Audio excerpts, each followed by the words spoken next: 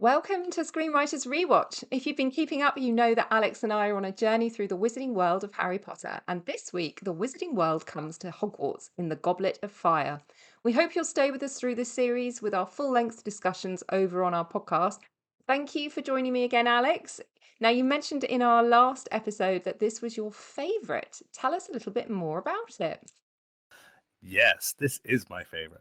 So finally, we get to the Tri-Wizard Cup, and Harry has been chosen to go on these three dangerous games or quests, or whichever you want to call it.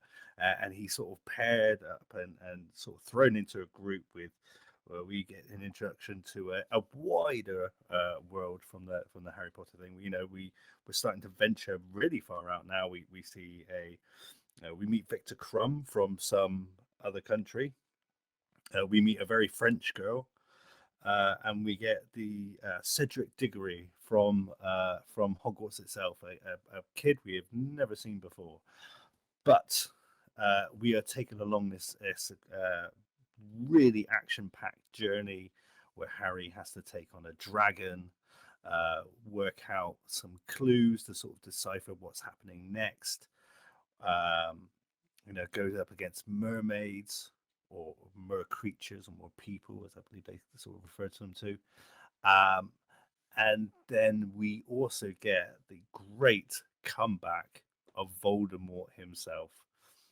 Finally, the man is back. He is here to take down Harry and take over, and sort of envision his dark, murderous rage, sort of as he goes through killing Muggles and everybody else who disagrees with him. This is my favorite. It's full of action. Harry is really sort of in the mix. He, even though he's being led sort of through it, he's really active in trying to find stuff out. We're sort of moving away from he's luckily in the same room as people are telling him, as people are having conversation. He's actually actively going to places to find things. He's talking to people. He's really sort of become that a person who wants to be in the films. We get a nice sort of setup of Hermione with Ron, and their developing of their relationship. I think that comes across really nicely. We're starting to really just build out the world a lot more. We're really starting to see, like in the last one, we're really starting to build out these small minor details in the world where we're not sort of have to stop and being told we're just in this universe now, and it's really starting to come together. And yeah, it's really concise, like a really concise story. We're going through. It still has, and I don't think it's as bad, this one, but it still obviously has the story, sort of meandering up into the midpoint to the end, which is where the actual story kicks in. But this one doesn't seem to be going on so many tangents, and it's really sort of like flowing through. Even though I do think it's almost segmented at points. Harry's starting to fall in love.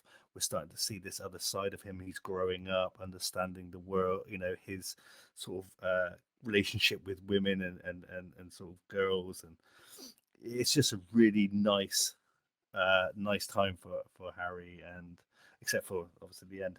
And also it's really, the danger's really real in it. It's like it has a really dark ending, which I love. Uh, yeah, it's yeah. That's my 2 cents on the piece. That's why it's my favorite. think you can definitely tell that there's a lot of passion going into this one for you. And I will save it for the podcast, but I have a big question for you around the gaping plot hole that is in this film from the outset. So I hope you will join us over on our podcast, and we will get stuck into this next episode, which is the Goblet of Fire. We'll see you over there.